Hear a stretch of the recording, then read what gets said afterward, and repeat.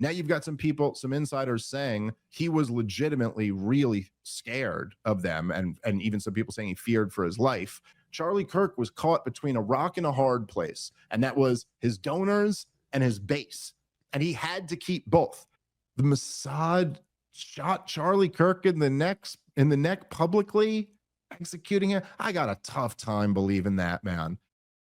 Dave Smith recently smashed the narrative that Israel assassinated Charlie Kirk, and in this clip he talks about that. He talks about the things that he thinks goes against that narrative, despite this being pushed on the internet, and what we can learn from it, and what really was probably the truth about what Charlie was going through, and why he said some of the things he was saying toward the end of his life. So let's take a look. Please like the video and subscribe to the channel.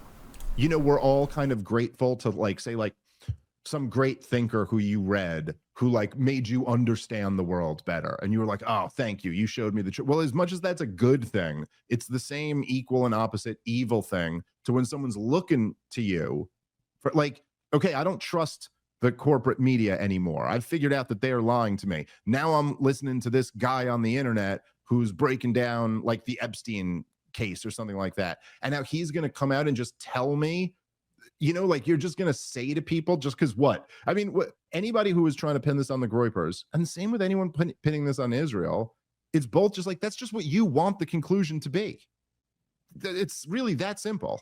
Like, this is what lines up with your pre-existing views, and it would give you a nice feeling of confirmation bias for you to be able to blame this group of people for this. But you simply have no case whatsoever. And they, you know, I don't know. It's just, I do find it kind of wild. Now, to my point about getting into the politics of all of it, and then I promise we will get to what the one listener question part was. That might be edited out of the podcast, but when Rob had some tech problems, I took a couple questions, or I took one question from, and a couple comments from the live chat, which you can be a part of if you sign up at partoftheproblem.com. Good advertisement there, but yeah, I'm mostly with Dave. I think that is a problem in this. There is a lot of confirmation bias leading people to think that. I mean, I think that Israel is vile. The U.S. relationship with Israel is vile.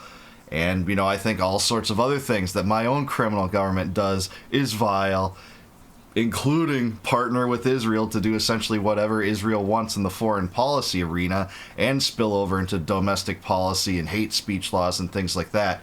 But not everything is a, you know, Palantir, Operation Mockingbird, theory. Not everything comes down to blaming the things I most hate just because I can't stand those criminal enterprises. And if you don't lay out a convincing case, it's not going to sway people in the direction, even if inconsistencies are in the official story, which they are in this case. So I largely agree with Dave here. I will get to that. He was asking about the Max Blumenthal piece and his interview with Tim Dillon. But into the politics that I was saying. Yeah. So what happens is now, and I just find this so disgusting because also, Rob, this was, what did I do that podcast? It was within 48 hours of Charlie Kirk being killed, right? So this is still like at the very, very beginning of the thing.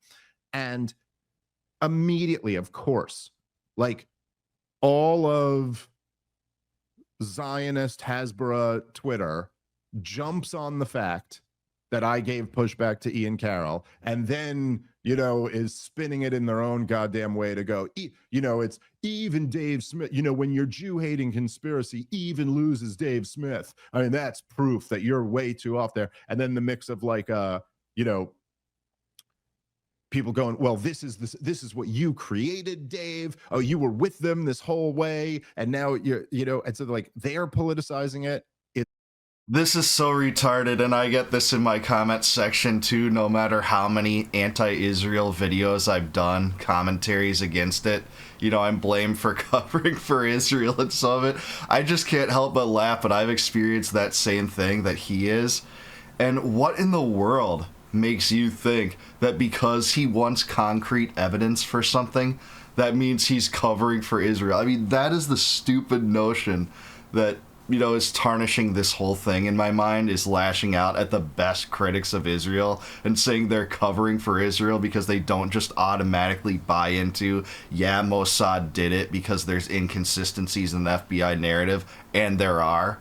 I mean, just defaulting to that and thinking that person's a turncoat, like the best person on this issue from a liberty-based cause, from an America First cause, from a non-interventionist cause, and you're going to just go right out there because you're so convinced and persuaded, despite no leading narrative on your part that you've constructed to connect this shooting to Israel, and you're going to say that they are covering for Israel. I think that's so stupid and wrong-headed. In the dumbest fucking way possible, where it's like, what one of the guys who just he's like a reply guy who tweets at me every single day of his life, but he was like, he goes, I got to give Dave a lot of credit for this because this did take courage, and I've come at him pretty hard, but he really like, what? Look, like, Rob, what percentage of people who actually listen to the show? Because this is the weird thing in my world, right, where there's like what do they call it? Concentric circles? Is that the term I'm looking for? Right, where the circles get bigger and bigger and bigger. But so there's like the people who listen to this show, right? And then there, like a couple 100,000 people who listen to this show or whatever. And then there's like a much bigger circle of people who like have seen me on other shows and maybe kind of like me or maybe hate my guts, but don't actually listen to the show. You know what I mean? And so then there's like the people who like just saw me like on Rogan a couple times and don't know anything else. But so I'm just saying, like, for us, isn't it amusing that the people in that circle outside who hate my guts really thought that like there are, the point I'm making here, Rob, is that 0% of the audience of this show would even be kind of surprised that I didn't just immediately jump on a kooky theory with no evidence to back it up. That's so true, and yeah, this did not take courage. It wasn't out of character for Dave to ask in reply to Ian Carroll on Twitter, what evidence do we have that Israel did this? That's all Dave did. That does not take courage. Those people clearly have not listened to Dave and how he lays out arguments based on tangible things and also on conspiracies. He's, well known for saying that it's not whether you're a conspiracy theory or a rational theorist or a rational person, it's whether you're a conspiracy theorist or retarded. So he's willing to entertain conspiracy theories because guess what? The elites conspire against us. They conspire to do nefarious things. The elites conspire to rob us of our liberties. Dave lays all those things out on stories where that's demonstrated, and it can be tied to a tangible narrative with tangible proof and positive evidence leading in that direction. I don't think many of the people just leaping to this conclusion that, there's holes in the narrative, he was starting to ask questions about Israel. They have these unnamed sources, and I'm not taking away from that story. I think it's worth talking about and reporting. That's why I'm doing it. But then just leaping immediately to Israel did this without any shade of doubt. No other possible scenarios are possible. Like, it just doesn't make sense to leap to that length. Like, when have I ever done that? Roseanne Barr, who I love and will always love forever, goddamn legend. Not the biggest fan of me at the moment. But she tweeted something about it, about the clip. Like, maybe there is some hope for Dave or something like that. And you're like Roseanne, Name one time that I've just jumped on a kooky conspiracy to blame the Jews with zero evidence involved. Name one time. One time that I've put out a theory that I can't argue. Maybe I'm getting it wrong. I'm not, but for the sake of argument, maybe I'm getting it wrong, but I at least have a case to be made. But like, I think what this shows is the conflation of Zionists, that even if you question anything related to Israel, you're automatically an anti-Semite.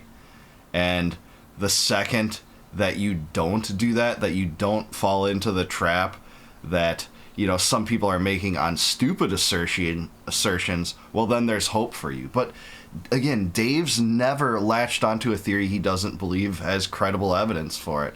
It just shows kind of the control of Zionists over our government, of the influence they have over our culture, that would be considered courageous for asking for evidence to lay out a theory that, so many people are very sure of at this point. So anyway, there's no example. No one who listens to this is surprised by me taking this position. There's nothing courageous about it. I'm not losing anyone over like not jumping on this immediately. But anyway, so those guys are all trying to weaponize it as if somehow the fact that I go, hey guys, do we have any evidence of Israeli involvement? And no one can answer me with any goddamn evidence. The fact that that proves what, that you've been right for supporting the fucking destruction of the captive people in Gaza for the last 2 years. Like, no, it really doesn't. So but like, anyway, I just did. Yeah, it really doesn't. Very unrelated issues. Dave's been right about all of that from the jump, by the way. One of the best critics of Israel from the right. And by the way, he's Jewish. That doesn't stop people from calling him a self-hating Jew. He just wants evidence for assertions made. That is all he wants. And I'm sorry, it's only circumstantial in this case. And it doesn't seem like so far the family believes in it. They haven't spoken about it, by the way, believing that that happened. And I would like to know more from the family about what they thought about Charlie and his skepticism toward his pro-Israel donors, or skepticism toward Netanyahu and Israel in his last moments. Presumably, they'd be even more close to him than this unnamed source. So I'd love to see what comes out about that. And again, I think it's worth discussing. There are some eyebrow-raising things in what Charlie said, I think, especially on the Megyn Kelly show, about the pressure he was feeling from his donors. That part seems to be corroborated by multiple sources in addition to what was said by this unnamed source to Max Blumenthal. So this is worth covering for sure. But I don't understand the people that see what's happening here and just say straight up it has to be Israel no matter what. I've said that a few times, but I think Dave's on the right page here. I think that was shitty and a just gross attempt to just nakedly politicize what should just be a tragic event. And also in a really dumb way. Like, you're not even making a good point. Specifically, the question was asked about Max Blumenthal, the piece that he wrote in the Gray Zone, and his interview with Tim Dillon. And I say this wholeheartedly by prefacing that I am a fan of Max Blumenthal. I have really enjoyed and learned from much of his work. And the Gray Zone has done phenomenal reporting over the last couple years. Yeah, Max Blumenthal is one of the most heroic journalists of our age. That goes without saying. We love him on this channel. I'd love to interview him someday.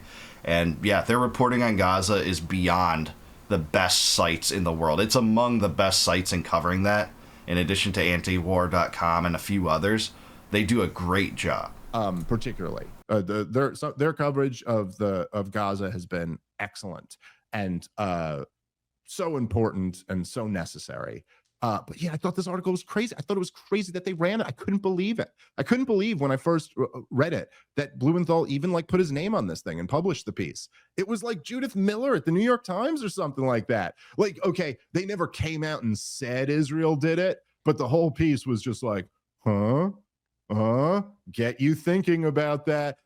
And with nothing, dude. There was, I mean, I don't. Here, let me pull this. Did you read this, by the way, Rob? I saw that he was on Tim Dillon's show, but I was doing shows yesterday. I didn't get a chance to watch it. But loosely, what I've just seen on Twitter is that there's some oddities to the person that they finally arrested, which includes that it doesn't look like he had a gun when he was climbing down. The fact that he... Yes, let's get into all of that in a second. But just to be clear here, right? So this is in the midst of all of this, the people theorizing that Israel did it. The title of the piece is Charlie Kirk refused Netanyahu funding offer, was, quote, frightened by pro-Israel forces before death, friend reveals. Now, a title like that is, again, this is the type of stuff that we would have called out the New York Times for. Judith Miller never technically said Saddam has weapons of mass destruction. She just like totally left it for you to be the one who, you know, like put those dots together and went like, oh, look at clearly the implication here is that, and then would not publish the things that totally contradicted. But so it's like, Yeah, actually, I think there's a point here. This article was selective in its choosing of information that made it look like Charlie was frightened of Israel, that he was starting to ask questions about Israel, things like that. It does omit a lot of his pro-Zionist statements during this time frame, by the way, which I've covered in other videos. But among those things is in that same interview with Megyn Kelly, where he expresses, a lot of disdain toward the pushback he's getting from donors and from, platforming Tucker Carlson and Dave Smith at his recent Turning Point event. In that same video, he talks about, the fact that in his mind that all the pictures coming out of Gaza, collaborating with Megyn Kelly on this viewpoint in that clip, are Hamas propaganda, and they'd want nothing more than to show that to the world and it being false. On July 29th, he recorded a lengthy video saying that there was no starvation in Gaza. You can see that on his timeline. 12-minute video that was at the time where, the GHF had monopolized the aid in Israel, brought down 400 aid stations to 4. And, Anthony Aguilar, the heroic whistleblower, went on Tucker Carlson and talked about that, how it encouraged stampedes, how live rounds were fired over those people, and that there was starvation happening. That it does omit some of those things, but this is also worthy of coverage. So in a way, I have to disagree with Dave here. This is worthy of coverage, that he was frightened about the backlash he got from pro-Israel donors to his organization. He was outspoken about that in several interviews. That part of it seems to be true. I think that's worthy of coverage, whether or not you think Israel was culpable in any way in this murder. I think that's worthy journalism. So in that part, I disagree with Dave. I do agree with him. It's very selective. I mean, it adopts a narrative mostly that omits a lot of the pro-Zionist things he was saying, even in the last weeks of his life. That Ben Shapiro interview, I think that's a total nothing burger of him asking Ben softball questions to, knock out of the park with his Zionist apologetics. And that's what he was doing there, too. That was a much shorter interview, and that took place only a few days before his death. I think something like 5 days before his death. That one was very recent. Yeah, look, dude, they have and again, I don't want to beat up on Max Blumenthal anymore. I really do admire the guy in many ways. But there's the whole section of the article, okay? The bottom section of the article is titled "The Israel Did It Theory." Okay, that's what it's called, the Israel did it theory. And then, where is it? On the second paragraph, the first sentence reads, "There is currently no evidence of an Israeli government role in Kirk's assassination. However, that does not stop thousands of social media people, blah, blah, blah." But like that one sentence means there shouldn't be a section called the Israel did it theory. Like you can't have a whole section called like the Israel did it, just stoking it, and then casually admit in there that you have zero evidence. Look, I mean, all right, this I think I disagree with too. I think that shows the journalistic integrity of Max to some extent. He's saying in this article, and here's this section Dave is talking about, what people are talking about regarding this theory and its entry into the political zeitgeist and conversation in the United States. He's very clear that he doesn't have evidence of an Israeli government role in Kirk's assassination, but that people are talking about it. That's the story here. So to this extent, I do disagree with Dave. I think some of this information is worthy of putting in here. It's worthy of coverage. It's worthy of considering the fact that people are talking about this. I would like to have more information on this, and especially what his family thinks about it in the future. I don't know if we're going to get that, but I don't think just titling this the Israel did it theory and talking about people that are talking about this of prominence, like Ian Carroll making declarations about it, like Jackson Hinkle talking about that, and including the information that there isn't evidence for it, that's just, healthy journalism.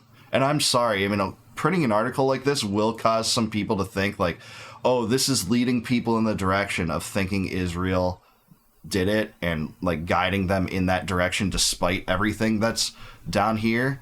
But I don't think that's a fault of the article. That's a fault of how people choose to interpret it. I have no reason to think that Max Blumenthal was just trying to get people to think Israel did it by this article. And he makes that clear right here. He's made that in several interviews, including with Napolitano and Dylan. And I just don't read this the same way Dave does, with the utmost respect of Dave for what he does. He's my friend in real life too. So that being said, look, what you have here is that one guy said that one guy off the record said, or, one anonymous guy said Charlie Kirk sure was scared of the Israelis. It's like, okay, that's interesting. It's quite possibly true.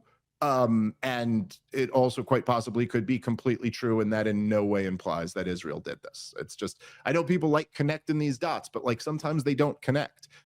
Yeah, Dave's absolutely right there, except for it's more than one unnamed source. Harrison Smith of InfoWars talked to another unnamed source that said several of the similar things, and that source, which is not the same as Max's source, and I assume Harrison Smith, asked his source if he had talked to Max too, and the source said no. That source that Harrison Smith talked to said that Charlie feared that Israel might kill him sometime soon. So again, this is worthy of talking about whether or not you think there's concrete proof for it or not. And I'm with Dave. I don't think there is. But this is at least more than one unnamed source.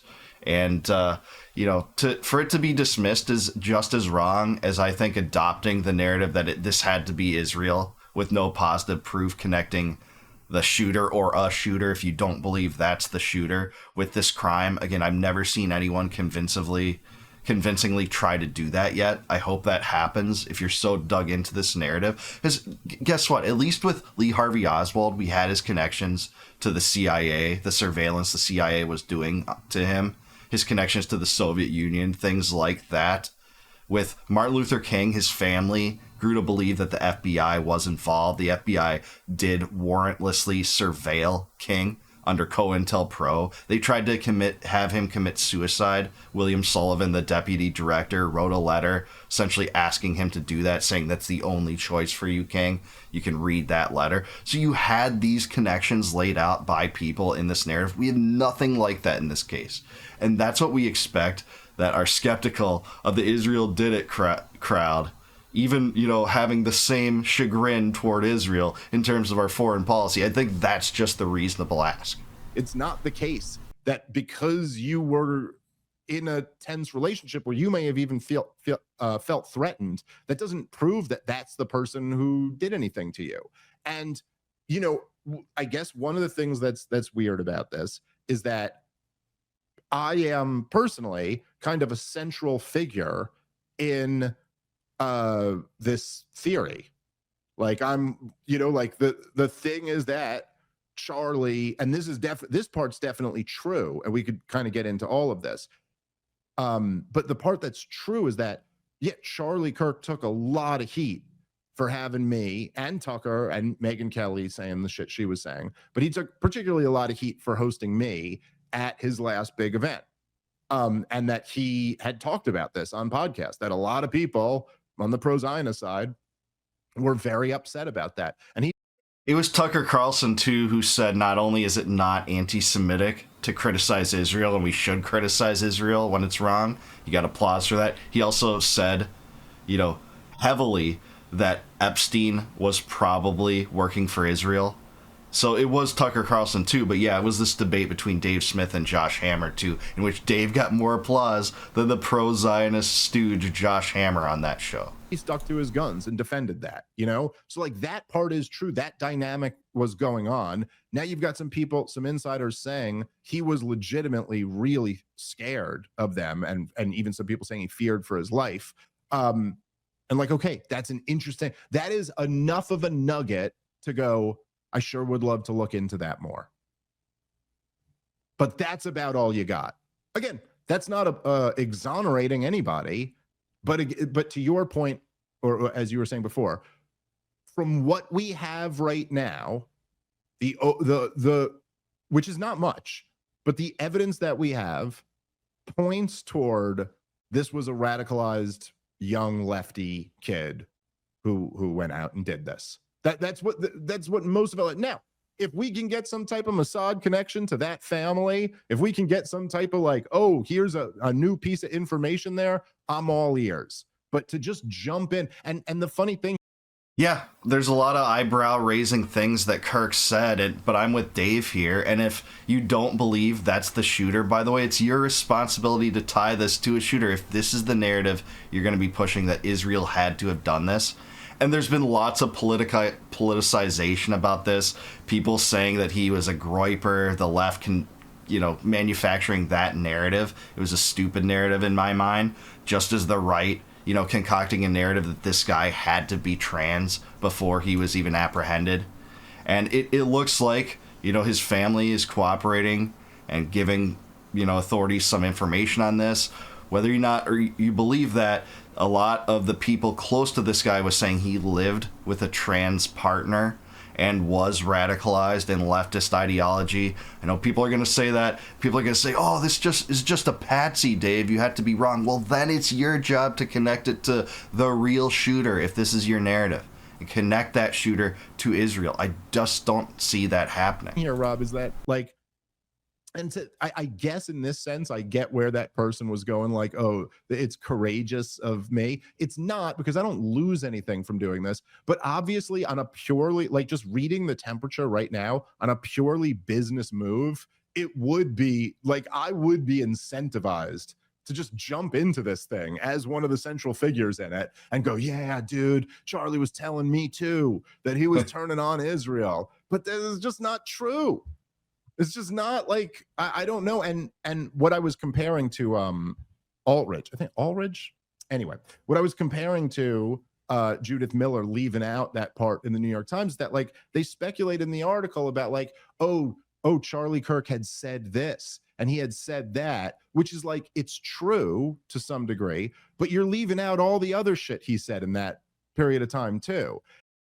Totally agree with this. My analysis and watching these interviews at length, not just the clips people are disseminating out there to raise eyebrows, and some of those clips do raise eyebrows, but looking at this in totality, his media appearances in the last months, this is not being covered by the people that say Israel did this completely. In fact, some of those same people the day before he shot was calling him, the most pro-Zionist shill on the right. A lot of people did that and then just switched the goalpost to go with this narrative because they want that to be the conclusion, that Israel did this. And in so doing, ignore a lot of the pro-Zionist propaganda he was talking about and he was repeating in the last days of his life. There's that too, even in the interview with Megyn Kelly, certainly in the interview with Ben Shapiro, certainly in that video from July 29th on his timeline.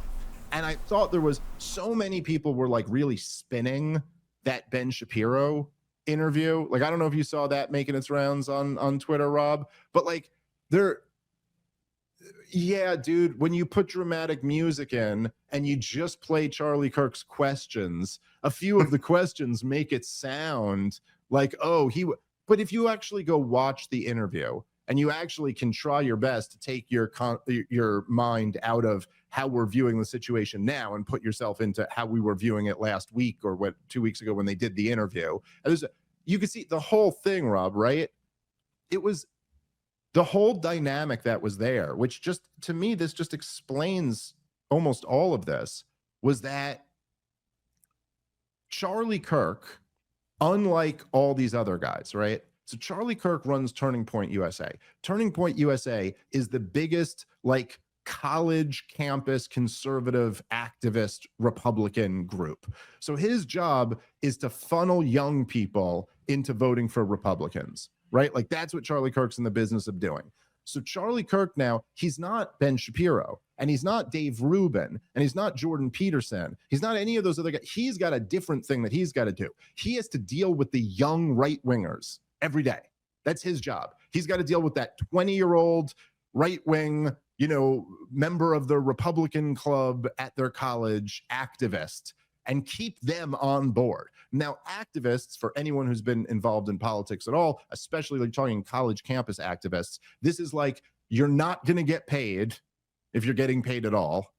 You're getting nothing if you're getting paid. You're getting, peanuts, and you're going to work your ass off for this cause. That's what you need to run something like Turning Point USA. What you need is the young activist class. These are your most loyal people because they are truly motivated. Like, these are, Charlie Kirk's got some 20-year-old out there who, like, is, like, to the core of his body, like Jesus Christ is his Lord and Savior, and Jesus Christ blessed the United States of America and its Constitution, and this republic is in trouble, and we need to get these signatures in order to achieve this large. Like, you need people who believe that hard that they'll go collect signatures in the rain or canvass at events or, you know, do all the things that you have to do to be this type of organization.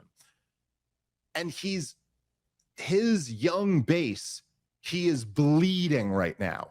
Like, he is a guy who supports Israel, and the young people are just, they are abandoning Israel at a rapid rate, like a crazy pace. The support for Israel has evaporated. We talked all about this after I went to that event and did it.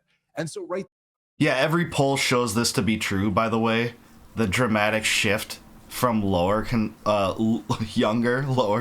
younger conservatives away from the Israel first doctrine, the Israel first mentality, and support for Israel in general. That is true. That's the dynamic. Charlie Kirk was caught between a rock and a hard place, and that was his donors and his base. And he had to keep both. In order to do Turning Points USA, you have to have both. You got to have billionaires backing you, and you got to have young activists who are that passionate about doing the work. Otherwise, the whole thing can't happen. And so, to the Ben Shapiro interview, what it clearly is, if you see that, it's not Charlie turning on Israel. It's Charlie going, hey, Ben, I'm talking to the kids, and the kids all say ethnic cleansing. What do you say? And then Ben Shapiro gives you 5 minutes of Hasbro bullshit. And then he goes, now... This is so true, and I've never seen this point and this angle so persuasively argued. I think that is the dynamic, and I watched that entire interview between Ben Shapiro and Charlie Kirk. Go watch it. That one's more recent. I think it was only like 7 days ago that video came out on Charlie's show. It's like 25 minutes long. It's worth watching. But that's exactly the dynamic here. And one of the clips people are disseminating from that show is him saying, hey, Ben, one of the things that we've been hearing is that you can't trust the media.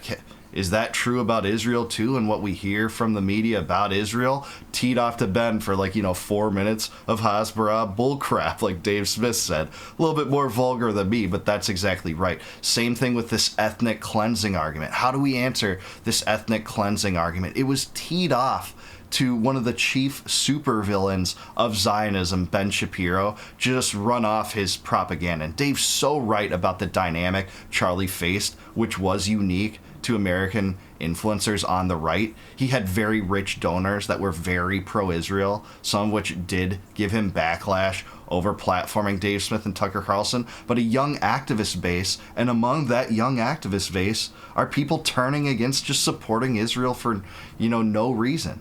And, without qualification, like so many of their parents and older generations have been apt and prone to do. That is so true here, and I think that's what you're seeing out of that interview. When I talk to the kids, they say this, 5 minutes of Hasbro bullshit. There's not one tough follow-up question. There's not. The clear goal of the thing is to steer you back toward supporting Israel. So, just don't lie to me, and don't lie to other people. That's not... is it maybe raise a little bit of an eyebrow that he actually said the words ethnic cleansing, and he actually brought up how can Benjamin Netanyahu say that you're not MAGA if you don't support Israel? Isn't that fucked up? It's okay, yes, maybe it raises an eyebrow, but look, if we're being critical here, that's clearly just explained away by the fact that it's you got to address. He's basically going to Ben Shapiro. You have to give me something to address what they're saying here. He needs an argument back, which he does not have. Yeah, totally agree. The dynamic in this is similar to what we saw from the trigonometry interview with Netanyahu. A lot of people came out after that interview and said, oh man, I can't believe Konstantin Kisin asked him if he had supported Hamas, because that had been, the word on the street. It was more than the word on the street. It was confirmed by a lot of reporting, both in Israel and the United States. I'm one of them. I kind of felt that initial surprise. But the dynamic here was to tee it off to Netanyahu with prepared responses to deal with that, because it had been something, said over and over, rightly so, by critics of Israel, condemning Netanyahu for, denouncing Iran for supporting Hamas.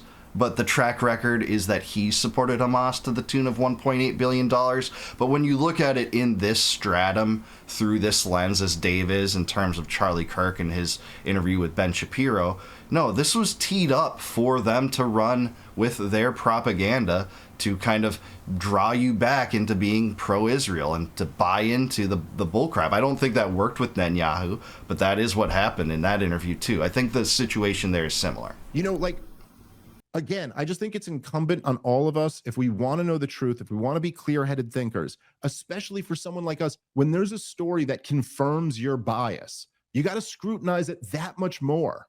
You can't, and especially when you're jumping to a wild theory. And even as somebody, I think Netanyahu's the devil and Israel is like the most evil regime. It's just goddamn inexcusable what they've done to the Palestinian people for 60 years, but really for the last 2 is particularly inexcusable. But do I really think that the Mossad shot Charlie Kirk in the neck publicly, executing him? I got a tough time believing that, man. Like, this isn't like his funding dried up and the ADL wrote a hit piece about him or something, you know? Like, this is really, they would do that? I got to say, that's pretty far-fetched, man. And you're going to have a real piece of there to get me thinking that's what happened. Yeah, me too. That's all I ask is, you know, a concrete narrative linking Israel to the shooting. And, you know, I have no reason personally to doubt that this shooter that they arrested was the shooter. That's not to say I don't think there's holes in the FBI narrative. There is, you know, in changing clothes multiple times and disassembling the rifle and then supposedly reassembling it before discarding it in the forest. There's lots of odd things about this narrative. But if they have DNA from the screwdriver on the roof and things like that Kash Patel talked about yesterday, it's hard for me to doubt the general premise that he took the shot. And if you have evidence otherwise, let me know. But even if you don't think he's the shooter, again, if you're riding this Israel did it narrative, tell me who the shooter was. Tell me their connections to Israel. Give me something, a paper trail, words of association, Netanyahu endorsing this person, Mossad connection with this person. Anything like that, and we just don't see it in this case. So I'm generally with Dave here. I don't ride this train. I think it behooves us to ask questions about this story. I think it's worthy of coverage. I think it's more worthy of coverage than Dave seems to think, by the way, and that Max Blumenthal's article is more worthy of publication and in its wording than Dave thinks. But I can see his point of view there. But at the same time, I'm with Dave on this story. I do interpret these events that people are pointing to explain, you know, Charlie Kirk's turn away from Israel away. I do think he has the right mentality toward that Ben Shapiro interview. He didn't bring up the Megyn Kelly interview. We've talked about that a lot. People bring up the PDB interview where he doubts that October 7th happened the way that we thought it did, that, you know, possibly that it was allowed to happen. That happened only 5 days after October 7th on the PDB podcast in 2023. And then he just spouts off pro-Zionist propaganda for the next 22 months straight, including 2 days later in a tweet where he unapologetically says that Israel has the absolute right to defend itself, you know, the propaganda that they use every single time, and it should kill as many Hamas terrorists as possible. That's in that tweet too. He continued this line for 22 months. So no, a lot of the things people are pointing to are not that compelling. Some of them raise eyebrows. The pressure he was getting from his donors, all this stuff is worthy of talking about, but it doesn't paint a picture that Israel had to have done it. Are there doubts? Yeah. Is the FBI narrative retarded? Yeah. Is it hard to believe in every single way? Yeah, it absolutely is. You know, regarding the rifle and the clothing change and those kind of narratives don't seem to mesh. That's another subject, but that's all unrelated to whether Israel did it. How does it, if the FBI's timeline doesn't match in terms of the clothing change and the rifle and the type of kid this was, you know, fair enough, but how does that make you default to Israel had to have done it? So I'm mostly with Dave here. Great coverage, really great interview. Let me know what you think in the comments down below. Is Dave Smith right? Are we interpreting Charlie's, you know, actions toward the end of his life correctly? Let me know in the comments down below. Please like the video, subscribe to the channel, also subscribe to Dave Smith. Also, please consider becoming a YouTube member. If you click the join button below, you can help support the channel, and in return, I'll give you access to all my videos before they go live to the general public on YouTube. And until I see you guys next time, no more war, no more debt, no more inflation, and no more empire. Peace out, guys. Catch you in the next one.